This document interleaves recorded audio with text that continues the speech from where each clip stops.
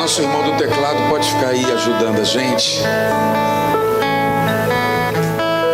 O padre dizia logo no início que Deus sempre tem missão para jovens.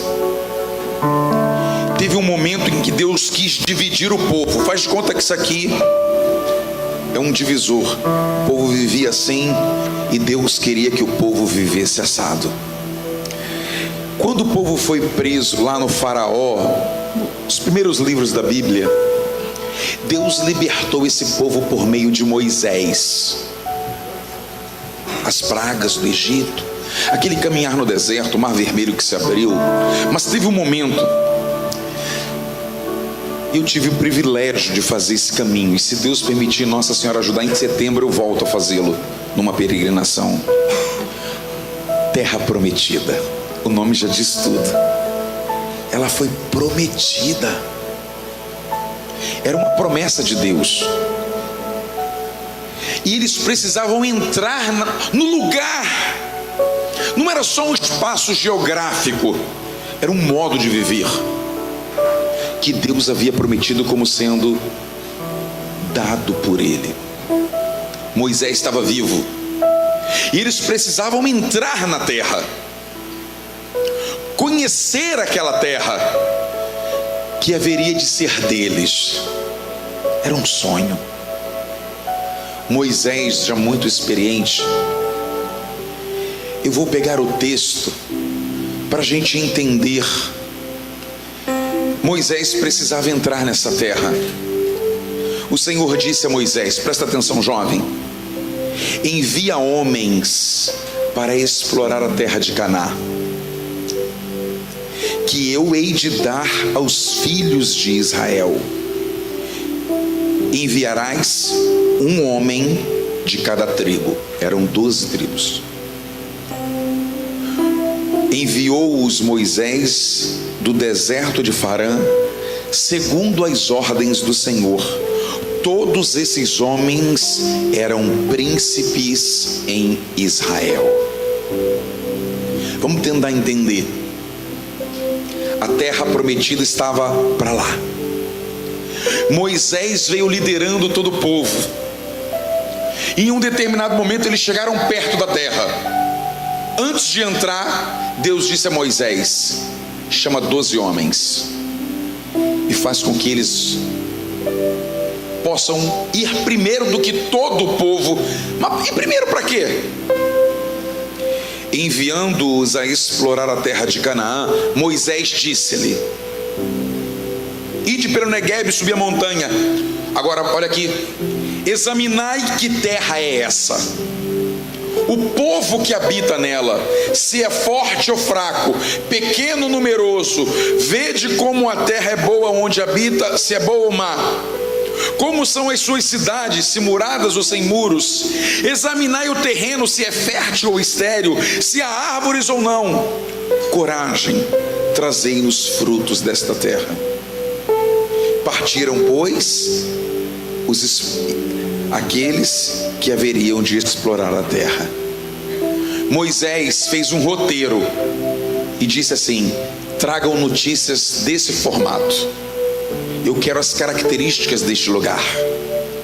E pegou 12 homens e mandou para o mesmo lugar, para fazer a mesma coisa, pelo mesmo caminho. Eles eram príncipes, eram os mais importantes de cada tribo. No meio desse povo, adivinha quem estava? Um jovem. Um jovem cujo nome é Josué, que Moisés matriculou ele no coração dele, Moisés, para ser o seu sucessor quando ele morresse. Ele andava com Josué, era um molequinho, no bom sentido, né, da palavra, evidentemente. Era príncipe em Israel. Mas Josué era aquele, com todo respeito a todos os demais, era o Gustavo da hora aqui, né? O mascote mais novo.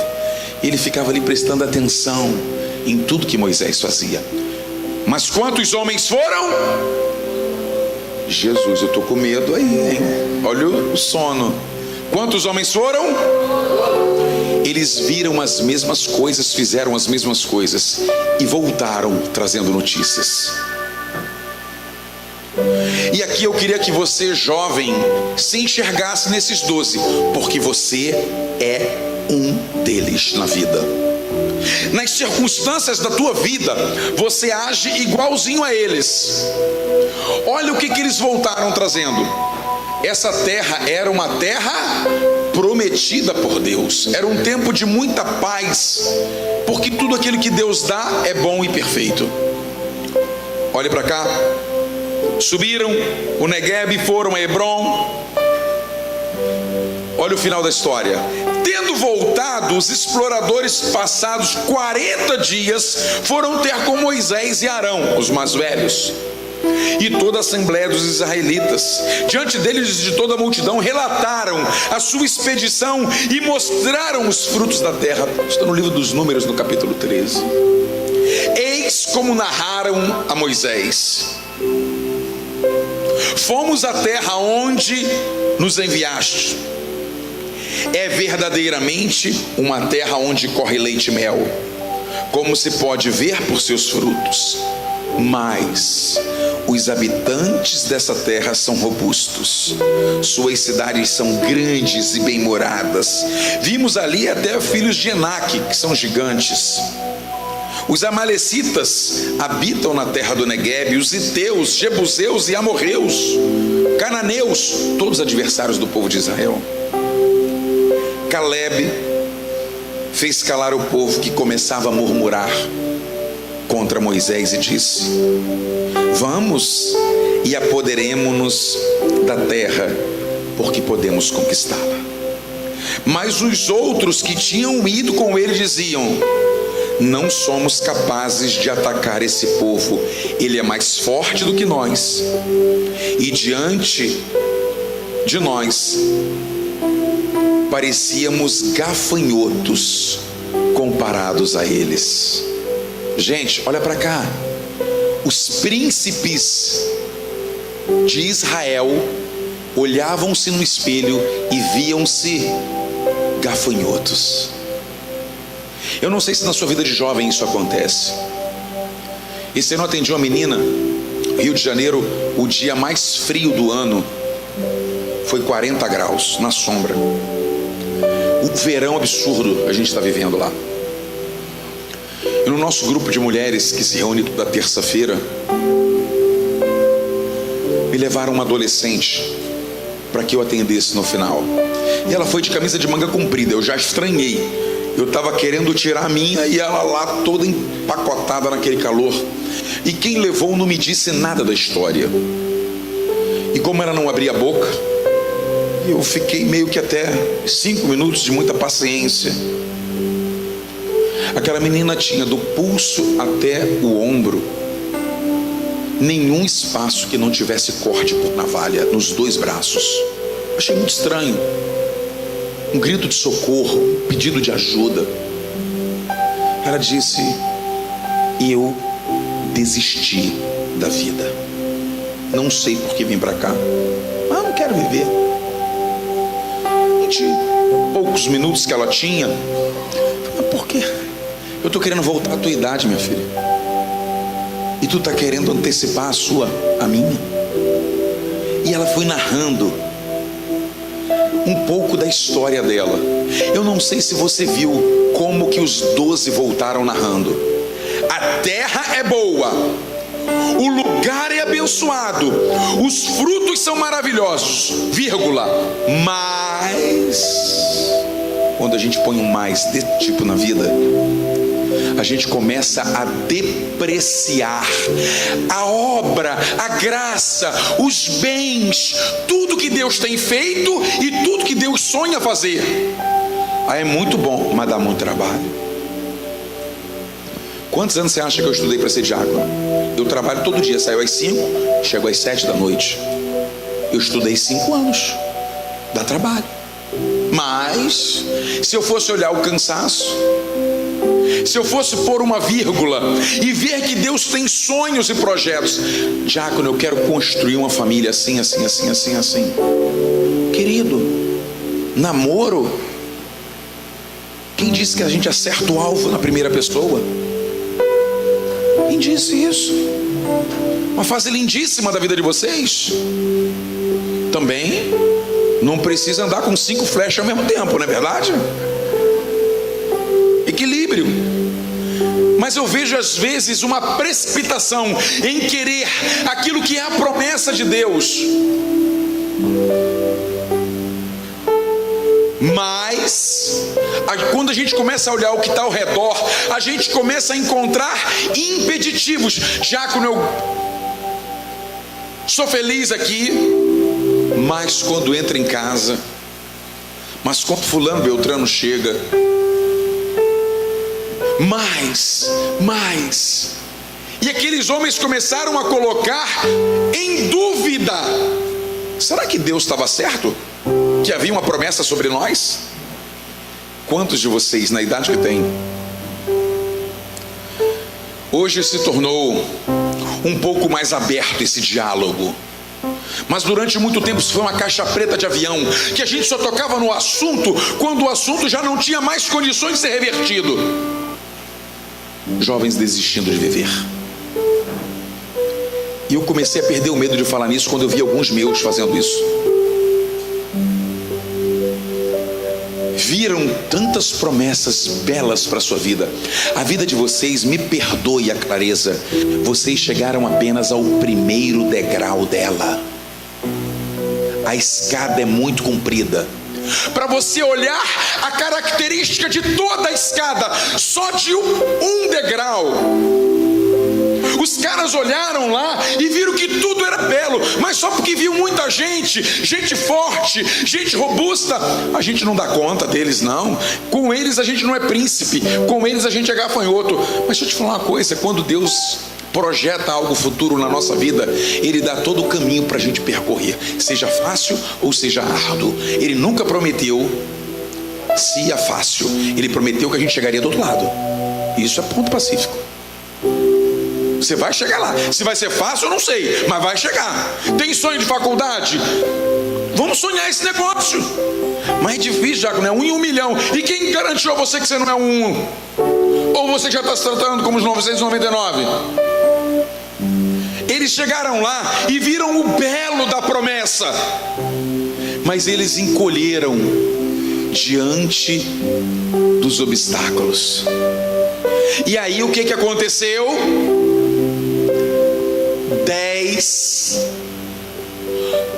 Conta a história que 2 vendedores foram enviados.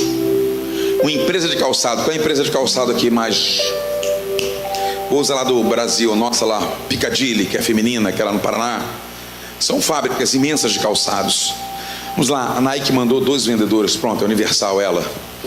A Nike pegou 2 vendedores e disse assim: eu vou mandar vocês para vender sapatos na África. Passagem daqui, os pedidos estão aqui para vocês tirarem, e eu estou dando para vocês 10 amostras de sapatos da melhor qualidade da Nike.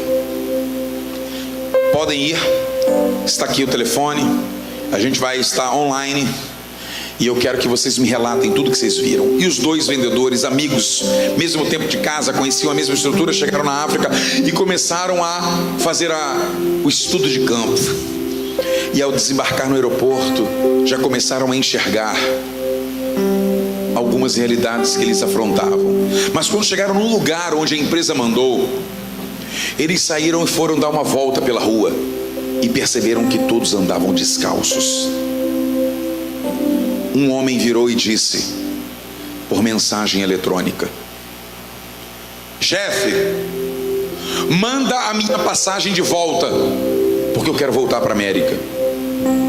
O senhor me mandou vender tênis, calçados aqui, mas aqui ninguém tem o hábito de usar calçado. Como que eu vou vender sapato para esse povo? O outro pegou o mesmo celular e mandou uma mensagem para a mesma pessoa: chefe, aqui é o lugar mais abençoado para vender calçado, porque ninguém tem calçado. A gente só precisa ter o preço ideal. Triplica o que você mandou para mim. Os dois viram a mesma coisa. Um enxergou de um jeito e outro enxergou de outro. Quem está influenciando a sua vida? Somos 13 milhões de desempregados no Brasil.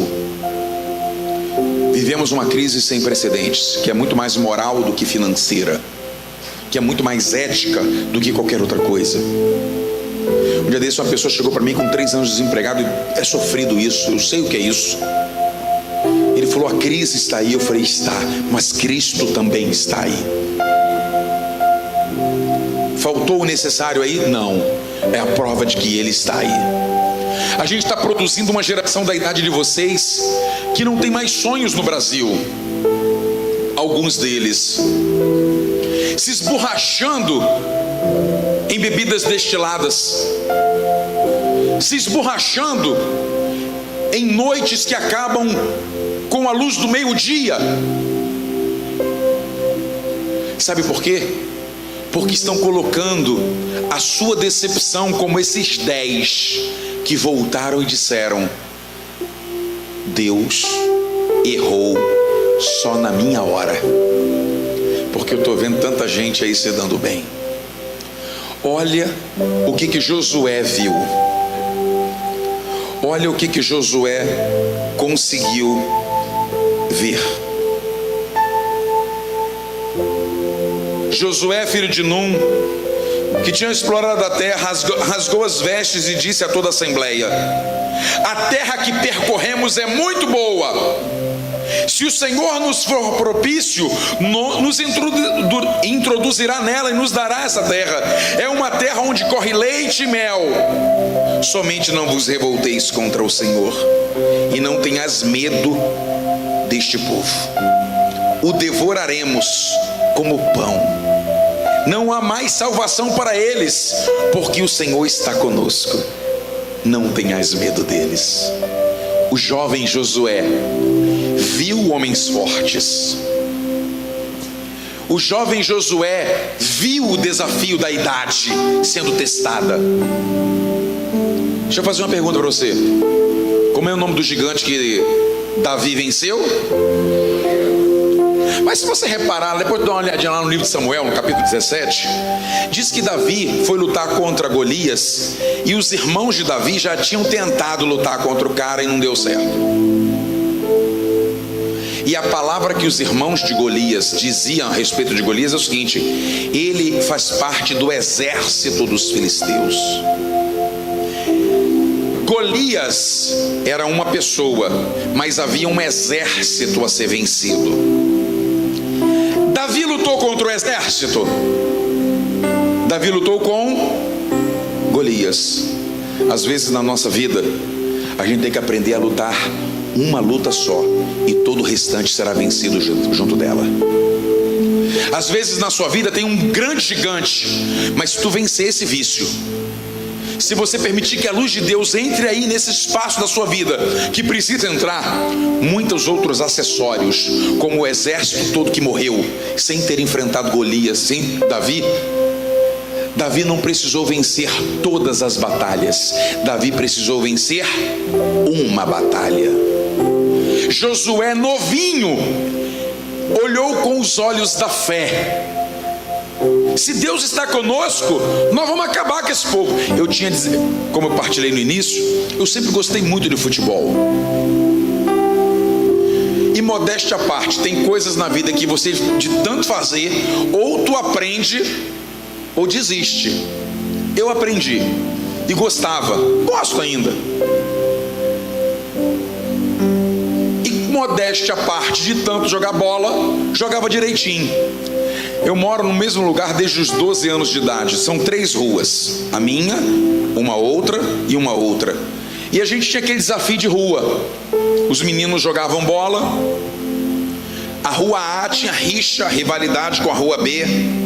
E quando a gente se encontrava no campo de futebol, era um campinho de areia de 8 na linha. E porque eu jogava mais ou menos da minha rua, eu era o melhor.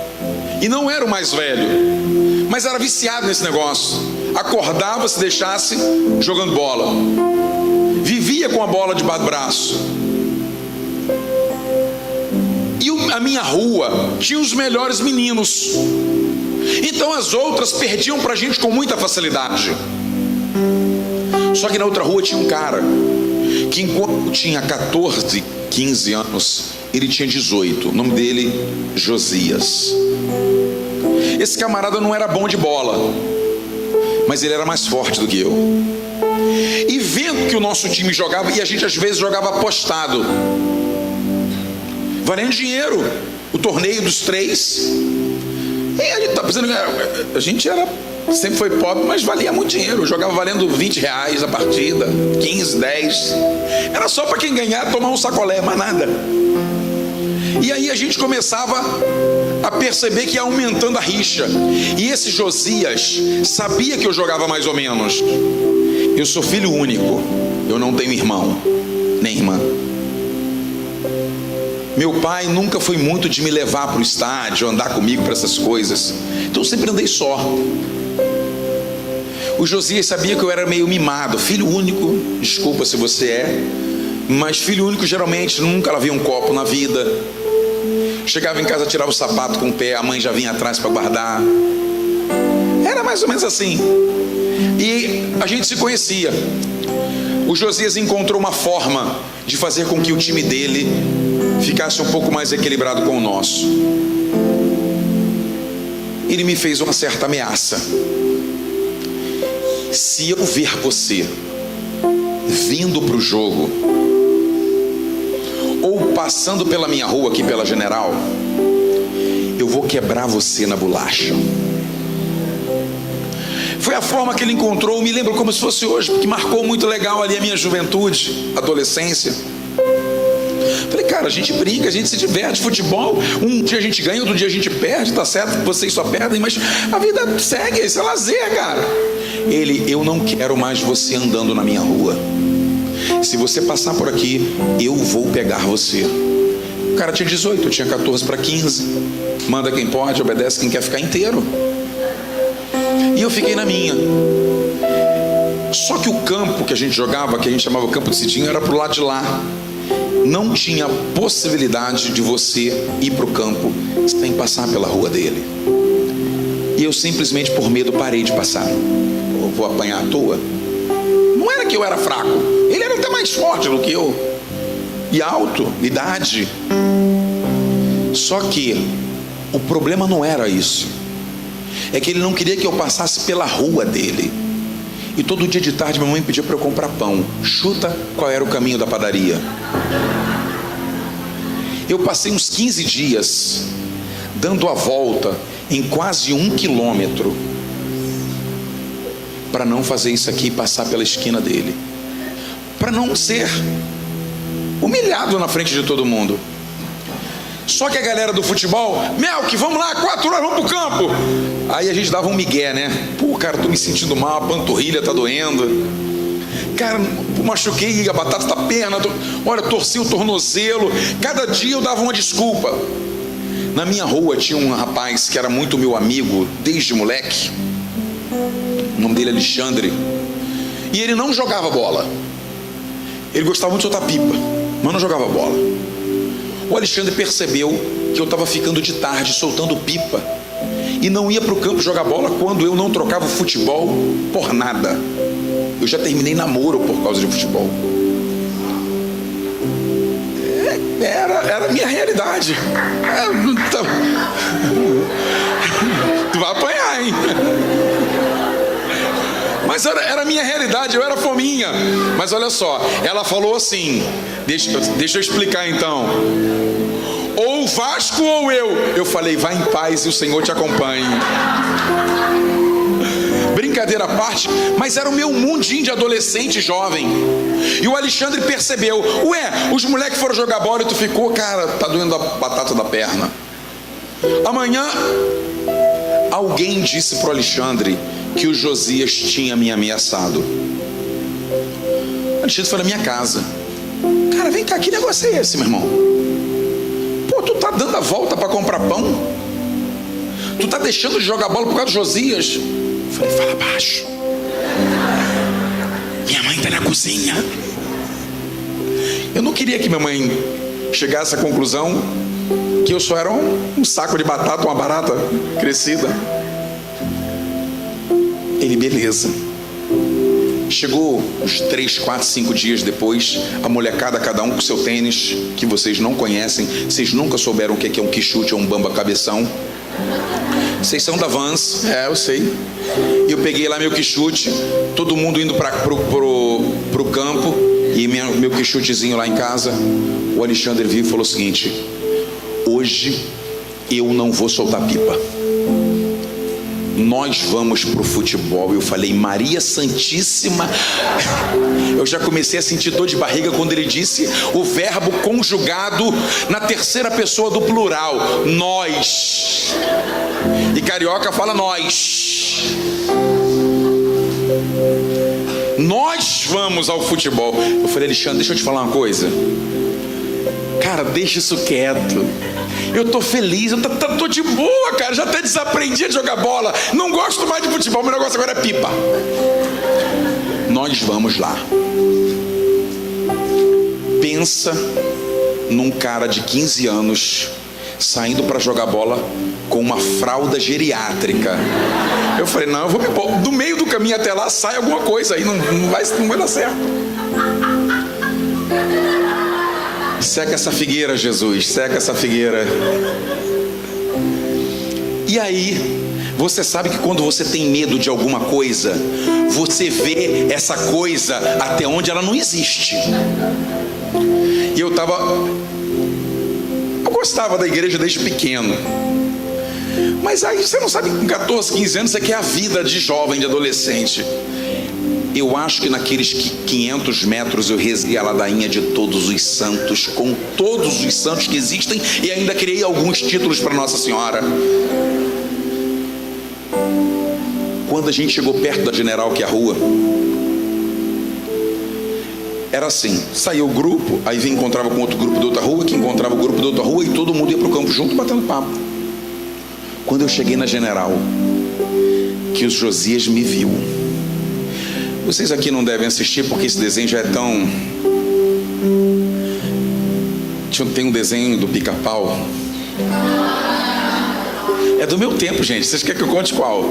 Tinha um moço chamado Leôncio, que tem um dentão. Ele queria matar o Pica-Pau. Quando ele chegava perto do Pica-Pau, ele via o Pica-Pau num braseiro rodando como se fosse a comida. Ele conseguia ver o Pica-Pau já pronto para ser devorado.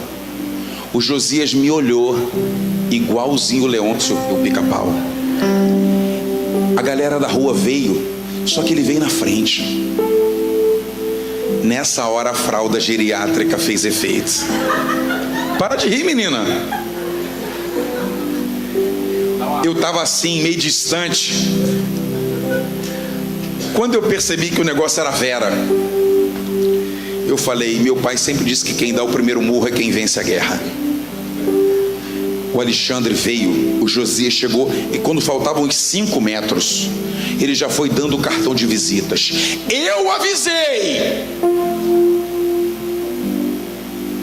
Mas quando ele chegou pertinho, que eu já fui me encolhendo para só apanhar em algum lugar, mas não no rosto, botando a mão na frente, o Alexandre entrou na minha frente e disse: a briga dele é a minha briga. Para bater nele, tem que bater em mim. Começa. Ah, querido, pensa num frouxo agora, macho pra caramba. Esse aqui é o Alexandre. Esse aqui é o Alexandre. O Josias está ali, eu tô aqui. Não podia baixar muito por causa da fralda. E o Josias, eu vou te pegar. O Alexandre, tem que bater em mim primeiro. Rapaz, eu saí o camundongo saiu igual um gigante, a lagartixa igual um jacaré. Eu já fui me apresentando para a briga. Quando o Josias falava, eu falei: meu irmão, acabou para tu. E voltava para detrás do Alexandre.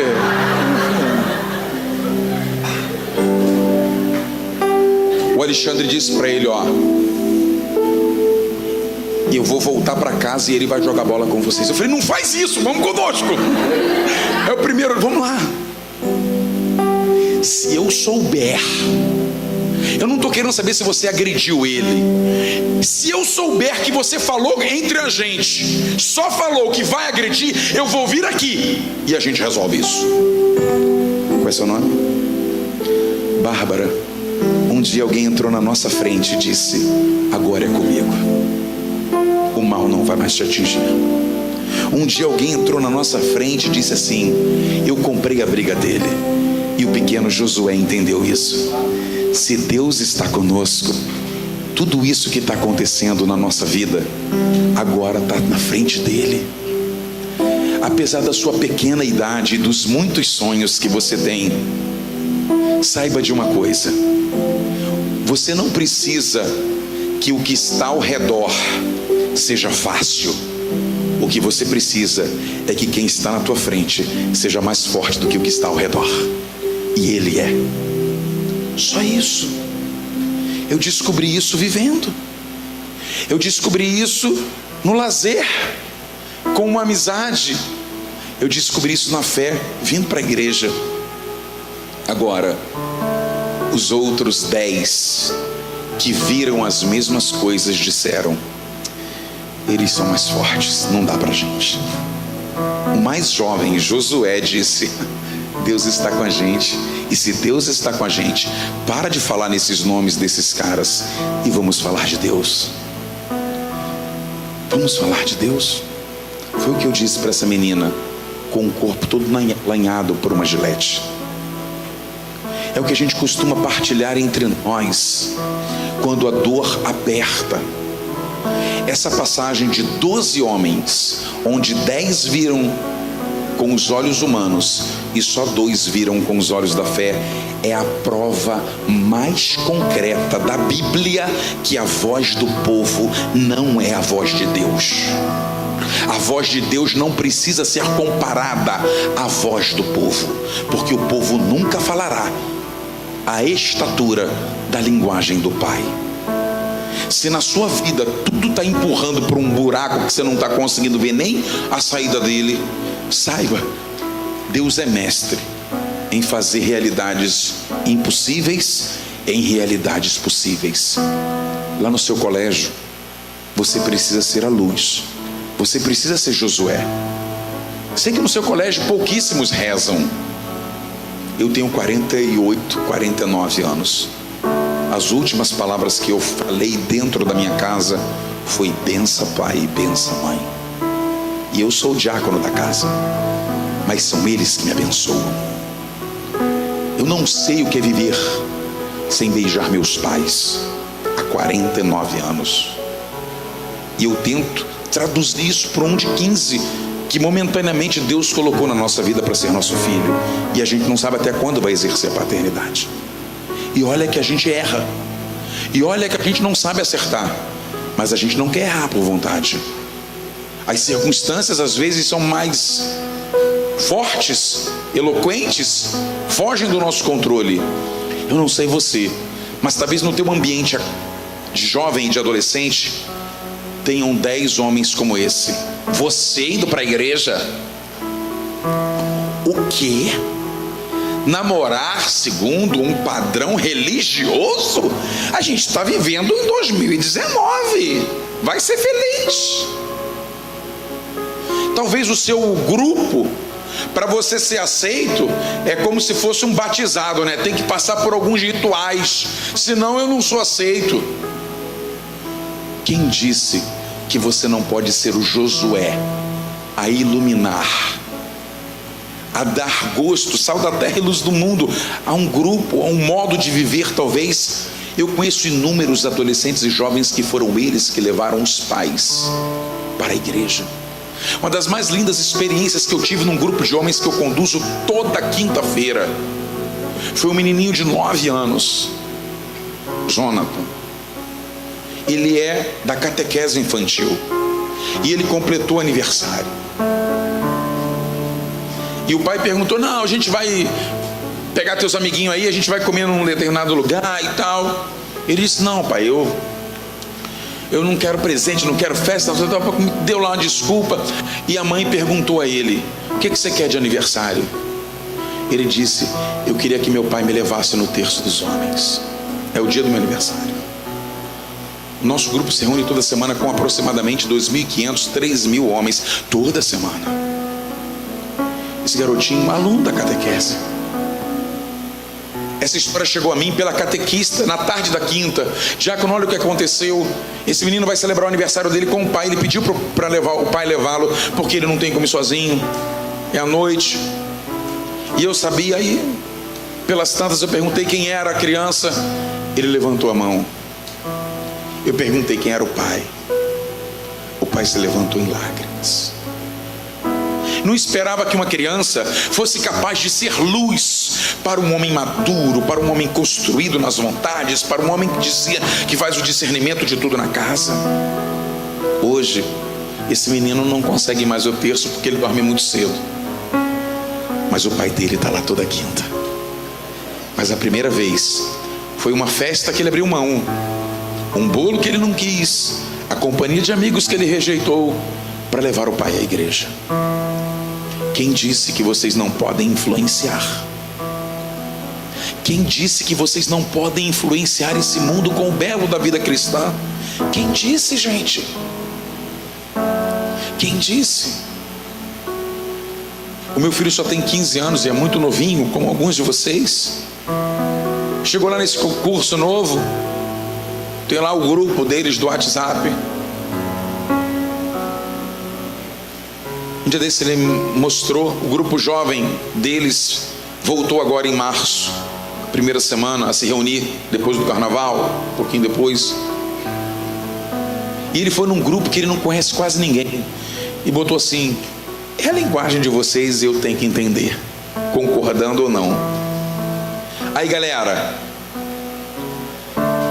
a partir das 16 horas do próximo sábado, o nosso grupo jovem volta a se reunir. Estou lá esperando por vocês. O endereço é esse aqui, olha o cartaz. E mandou. Alguns disseram: sai dessa, de outra forma. Tá louco? De outra forma. Mas ele só fez o papelzinho dele. Eu vou marcar o meu terreno. Eu sou Josué. Pelo menos vou lutar para ser. Você pode fazer a mesma coisa. Tome cuidado com essa de que a maioria tenha razão. E saiba de uma coisa: todos nós temos mal comparando, só para você entender, um Alexandre na vida, que entrou na nossa frente e disse: essa briga agora eu te defendo. Eu não sei onde isso se aplica na sua vida. Eu só sei que todos nós temos essa necessidade. Nós vamos nos preparar, não sei se o Padre Adriano já está por aí, peço que alguém o chame. Mas que a gente possa entender que o que a gente vai viver agora, nesse momento, é experimentar alguém entrar na nossa frente para dizer: eu defendo você, para que a minha vontade soberana aconteça na sua vida. Eu quero entrar na sua frente para te dizer que nenhuma desestrutura familiar, pessoal, afetiva. Eu atendi uma menina que foi abusada dos 8 aos 16 dentro de casa. Essa menina é um tesouro na igreja, mas ela precisou trabalhar isso, porque ela botou uma vírgula e disse assim: mas se isso não tivesse acontecido, né? Não tem mais. Olha para quem está do seu lado direito e do lado esquerdo e diga assim: aprenda uma coisa. O que há de mais encantador na pessoa de Jesus é que Ele sempre está disposto a te dar uma nova chance. Conta a história que eu concluo para a gente cantar. Conta a história que havia um filho muito rebelde. Não é o seu caso. Esse filho, ele era o único filho daquele casal e herdeiro de tanta coisa. Só que o pai dele era o homem mais influente daquele pedaço e mais rico. E o pai, vendo que o filho não ouvia em nada do que ele falava, lhe desobedecia, não valorizava o esforço do trabalho, o pai um dia chamou no almoço e disse assim: fulano, minha morte está perto, estou ficando velho. Vou mandar construir um celeiro. E nesse celeiro eu vou colocar uma forca. Eu vou te dizer o que vai acontecer na sua vida. Eu vou morrer. Você vai herdar tudo que é meu. Você vai ficar rico de um dia para o outro por causa de um óbito. Só que tu vai perder tudo. Você nunca valorizou nada do que eu disse. Você nunca acreditou na força da minha palavra. Que isso, pai? Muda de assunto. Não, isso não vai acontecer. Vai. E você vai lembrar que vai. Você vai pegar esse dinheiro e vai torrar com tudo que não presta na vida. Mas eu vou te fazer um último pedido. E esse pedido você não vai fazer enquanto eu não morrer. Lá naquele celeiro eu vou colocar uma madeira e uma corda. E quando isso acontecer, eu vou te fazer um pedido. Honra a mim, pelo menos nesse dia. Sobe na escada, que eu vou deixar lá. Bota a tua cabeça naquela corda e pula. Porque assim, pelo menos no último momento da sua vida, algo da sua vida vai refletir uma obediência do que eu fiz. O que é isso, pai? Isso não vai morrer. E quando isso acontecer daqui a muito tempo, isso não vai acontecer não. E não, passaram-se os anos. O pai faleceu por idade. O filho lembrou da história. O celeiro estava construído, ele nunca havia entrado. Só que era muito dinheiro, muitos bens, era muita coisa. E o filho começou a se encantar. E aquilo que o pai havia falado começou a acontecer. Vida desregrada, uma vida prostituída, uma vida regada por causa do dinheiro. Só que veio fácil, foi fácil. Aquele jovem gastou tudo. E um dia, em casa sentado, ele lembrou do celeiro. Nunca havia chegado perto dele. Pegou a chave, abriu a porta e, para a surpresa dele, lá estava a forca, a escada, do jeitinho que seu pai havia falado. Ele ficou namorando aquela corda, olhando. Por que seu pai haveria de ter feito isso? É assim que ele quer que eu conclua? Mas eu nunca o obedeci. Pelo menos nesse último momento, no abismo que eu estou, eu vou fazer isso. Pegou a escada, colocou na direção daquela corda e subiu. Durante alguns segundos, a vida deste jovem passou naquela escada, até ele pendurar o pescoço na corda. E num grito, ele se joga da escada para a morte. Só que a madeira que o pai havia colocado era oca. E quando ele deu um grito pensando que ia morrer, a madeira quebrou e abriu-se no teto um tampão que despejou o dobro da herança que ele havia torrado. E caía aquilo tudo. Mas muito mais do que caiu o dinheiro, caiu um pedacinho de papel. E era o que o seu pai havia narrado, escrito nos últimos momentos de vida: eu sempre te daria uma nova chance. Eu sempre daria a você a oportunidade de recomeçar.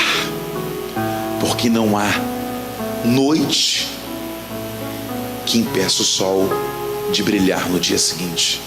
Não tem dor juvenil capaz de impedir que Deus transforme o pranto em alegria. E aquele jovem entendeu que o que parecia ser a morte, o pai dele mudou a sorte e transformou em bênção. Será que você não está aqui nesse retiro porque alguém te empurrou? Até pagou para você. E deve estar aqui olhando no relógio e falou: cara, será que esses dois caras não sabem que eu não estou gostando e ainda ficam olhando para mim? Talvez você esteja aqui assim. Talvez você esteja aqui como essa menina que eu conheci, querendo se cortar. Um grito de socorro, um grito de me ajuda. Será que você não está pensando que a corda está mais perto do que poderia imaginar? Eu queria lançar um desafio para você. A gente vai caminhar para a adoração, a gente vai ajudar a mesa, mas pode ajeitar ali. Eu queria lançar um desafio para você. E eu já queria pedir ajuda dos adultos. Para amanhã, venham, os que podem. Amanhã a gente vai ter um momento de oração, onde a gente vai conduzir, sabe Deus como? Eu só sei o objetivo. É pegar o teu passado inteirinho e trazer para este salão. Do dia em que teu pai e tua mãe se juntaram para a concepção até o dia de hoje. Mas isso só vai ser possível se você estiver aqui, tá bom? E a gente poder juntos olhar para a nossa história e perceber que em nenhum momento dela, por mais sofrido que tenha sido, Deus esteve ausente. Ele sempre esteve com você. Mas hoje, ao concluir pelo menos com as pregações do dia, eu queria que você terminasse olhando-se para Josué, o jovem que viu o caos e enxergou Deus. Só 2 entraram na terra prometida. Chuta quem foi?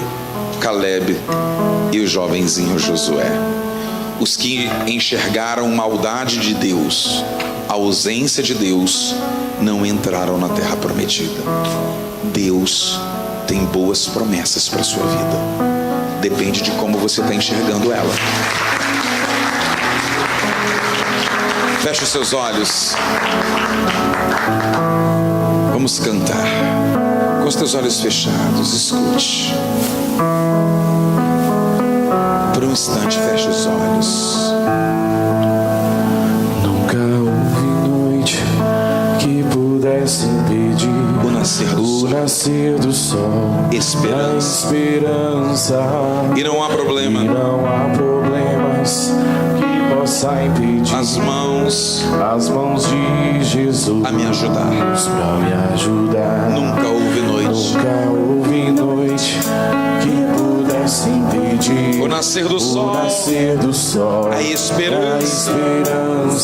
E não há problema. Não há problemas que possa impedir as mãos de Jesus a me ajudar. Haverá um milagre dentro de mim. Vem descendo o rio pra me dar a vida. Esse rio que emana lá da cruz, do lado de Jesus. Haverá um milagre dentro de mim. Vem descendo o rio me dar a vida. Esse rio que emana lá da cruz, do lado de Jesus. Você conhece, dá volume, aquilo que parecia impossível. Aquilo que parecia impossível. Aquilo que parecia não ter saída. Ser minha morte. Aquilo que parecia ser minha morte. Mas Jesus mudou minha sorte. Sou um milagre, estou aqui. Vai ficando de pé. Aquilo